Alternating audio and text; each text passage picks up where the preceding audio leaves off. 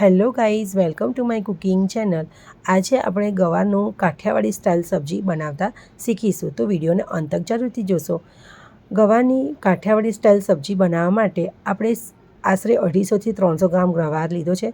તેને મેં હળદર અને મીઠું નાખીને બાફીને લીધેલો છે. તમે જોઈ શકો છો કે ગવાર એકદમ પ્રોપરલી બફાઈ ગયો છે. તેમાં જીરું, તેલ, પોણો બાઉલ જેટલું દહીં, સૂંઠ પાવડર, હિંગ, તલ, સિંગદાણા, લાલ સૂકા મરચાં અને લીલું મરચું અને કિચનના બેઝિક ઇન્ગ્રીડિયન્ટ્સ લીધા છે. સૌપ્રથમ આપણે એક મિક્સચરના જારમાં આશરે 2 ચમચી જેટલા સિંગદાણા અને 2 ચમચી જેટલા તલ લઈશું અને તેમાં આપણે અડધું લીલું મરચું સુધારેલું લીધું છે. તમે અહીં લીલા મરચાંની ક્વોન્ટિટી તમે તમારા હિસાબથી વધતી ઓછી કરી શકો છો. આ બધી જ વસ્તુને આપણે ક્રશ કરી લઈશું. તમે જોઈ શકો છો કે પ્રોપરલી ક્રશ થઈ ગયું છે. હવે તેને આપણે એક બાજુ મૂકી દઈશું. હવે સૌપ્રથમ એક પેનમાં આપણે 3થી 4 ચમચી તેલ લઈશું.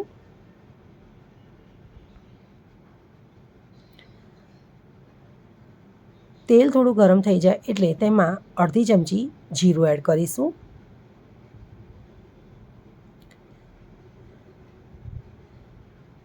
તમને મારી વાનગી કેવી લાગે છે તે કોમેન્ટ્સ બોક્સમાં જરૂરથી જણાવશો.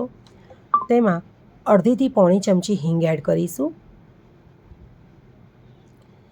તેમાં અડધી ચમચી સૂંઠ પાવડર એડ કરીશું.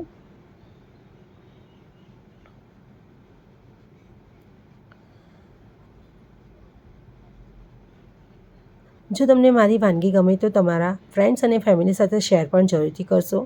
હવે આ બધા જ મસાલા પ્રોપરલી તેલમાં સીજી જાય એટલે તેમાં આપણે જે પેસ્ટ બનાવી હતી સિંગ અને તલની તે તેમાં એડ કરી દઈશું.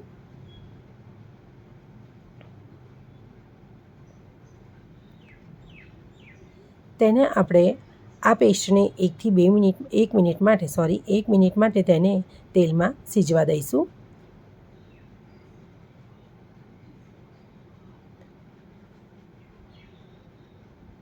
તમે જોઈ શકો છો કે પેસ્ટ એકદમ પ્રોપરલી સીજી ગઈ છે. હું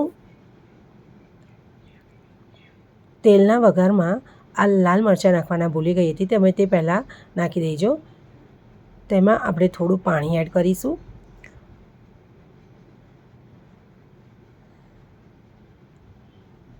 હવે તેમાં બધા મસાલા એડ કરીશું.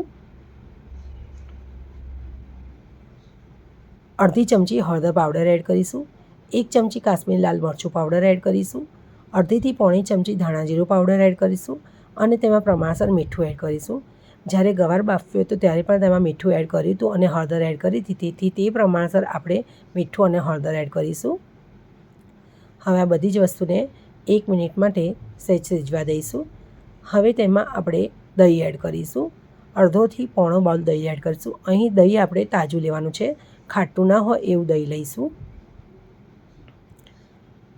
દહીંને સહેજ વાર સીજવા દઈશું.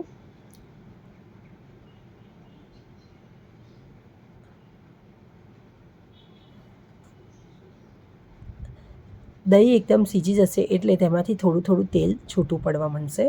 તમે જોઈ શકો છો કે તેલ થોડું થોડું છૂટું પડે છે. હવે આ સ્ટેજ ઉપર તેમાં આપણે જે ગવાર બાફીને મૂકેલો છે તે આપણે તેમાં લઈ લઈશું અને પ્રોપરલી તેને મિક્સ કરી લઈશું.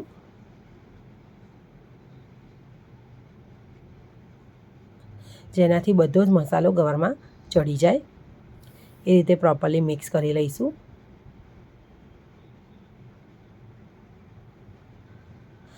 તમે એકવાર જરૂરથી આ ગવારનું શાક ટ્રાય કરજો. તમે એકવાર બનાવશો તો વારે વારે બનાવવાની ઈચ્છા થાય તેવું બનશે. તમે એકદમ સીજી જાય એટલે તેમાં હજી મને થોડુંક લાલ મરચું ઓછું લાગે છે એટલે મેં તેમાં 1 ચમચી કાશ્મીરી લાલ મરચું પાવડર એડ કર્યું છે. તમે એડ કરી શકો છો, અદરવાઇઝ સ્કીપ કરી શકો છો. અને અડધી ચમચી ગરમ મસાલો એડ કરીશું અને પ્રોપરલી 1 મિનિટ માટે તેને થવા દઈશું, જેનાથી બધા જ મસાલા પ્રોપરલી મિક્સ થઈ જાય.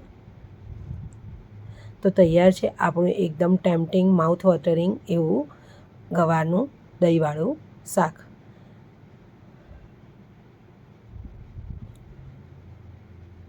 હવે તેને આપણે સર્વિંગ બાઉલમાં લઈ લઈશું.